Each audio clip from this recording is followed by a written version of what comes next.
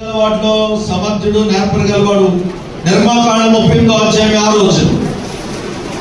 నిర్మాకాండము 38వ అధ్యాయము 6వ వచనం.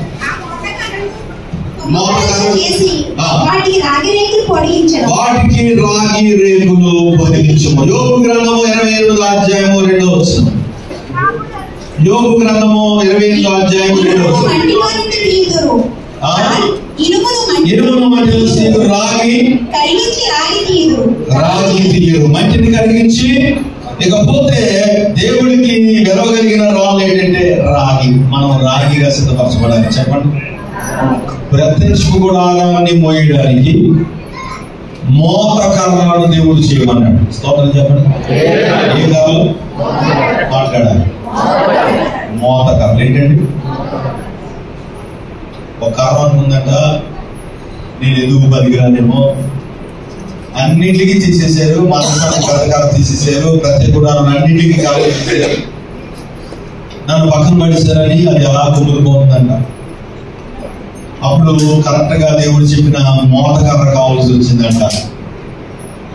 అప్పుడు వెళ్ళి ఆ కర్రలన్నీ ఎదుగుతే ఏదైతే ఏడుస్తుందో ఆ కర్రను తీసేవాడు.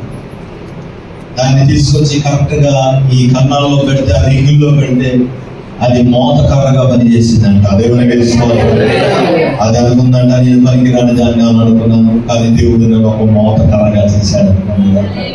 దేవుని మందసాన్ని మోయడానికి నేను కూడా మోతకర్రలుగా వాడబడుగాక. ఈ మోతకర్రకు దేవుడు దేని పొదమన్నాడు అనగా రాగి రేకులు పొదమన్నాడు. ఇందాక బంగారు రేకు కోసం మనం నేర్చుకున్నాం. ఇప్పుడు దేవునికి ఏం కావాల్సి వచ్చింది? రాగి రేకు కావాల్సి వచ్చింది. దేవునికి స్తోత్రం. రాగి కూడా వెళ్ళగలిగిందేనా? చెప్పలేదండి. వెళ్ళగలిగిందేనా? రాగండి. రాత్రి అంట మంచి నీళ్లు రాగి చెంబులో దాచుకొని పొద్దున తాగుతానంట. పక్షవాయువు గలవాటి అవి రావంట. మీకు తెలుసా? ఆరోగ్య సూత్రం. ఏ నీళ్ళు తాగాలంట? మన పూర్వీకులు ఎక్కువగా ఏ బిందులు నీళ్ళు ఇచ్చేవారు? రాగి బిందులు. దేవునికి స్తోత్రం. ఈ రాగి కూడా దేవుని మందసానికి ఉపయోగపడ్డది. ఇది రాగి రేకు మోతకర్ర. ఆమేన్. మనము దేవుని సన్నిధిని ఏం చేయాలి? చెప్పండి. నువ్వు ఎప్పుడు ఒకదానిగా వచ్చేయకూడదు. మందిరానికి నలుగురు నేర్చుకొని రావాలి. స్తోత్రం. మీకు తెలుసా, నేను ఎవరైనా మందిరానికి, నిజంగా చెప్తున్నాను, మా మందిరానికి ఎవరైనా వస్తే నేను వెంటనే వారి ఇల్లు దర్శించాను. రావాలి. నేను దర్శించను కానీ మా సంఘస్థులు అందరూ దర్శించారు. నీ దేవుడు చేస్తాను. మీరు అర్థం కదా మాస్టర్ గారు, వారింట్లో మేము అందరం కలిసి 10 మంది కూడుకొని స్త్రీల గురించి పెడతామండి, వారి కుటుంబం కోసం ప్రార్థన చేస్తామని ఇల్లు తీసుకొస్తారు. వెళ్ళి నేను మనంతా బయట సత్పడతారు కాదు, తిరుగుతాం పోవడానికి. మా సంఘం అంతా పోగు చేసే విశ్వాసాలందరూ సంఘ విశ్వాసలే పోగు చేసేది, కానీ నేను ఒక్కమే కాదు. ఆపరగంటడా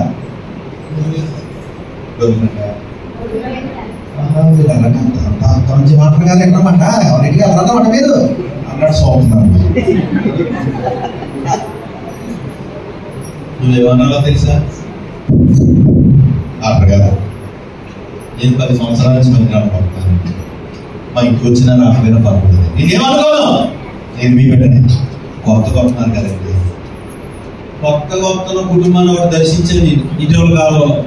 ఆ పక్క ఆవిడకి పెరాలసిస్ స్ట్రోక్ వచ్చేసింది. మా సంఘ విశ్వాసికి పెరాలసిస్ స్ట్రోక్ అంటే నిజమైన పెరాలసిస్,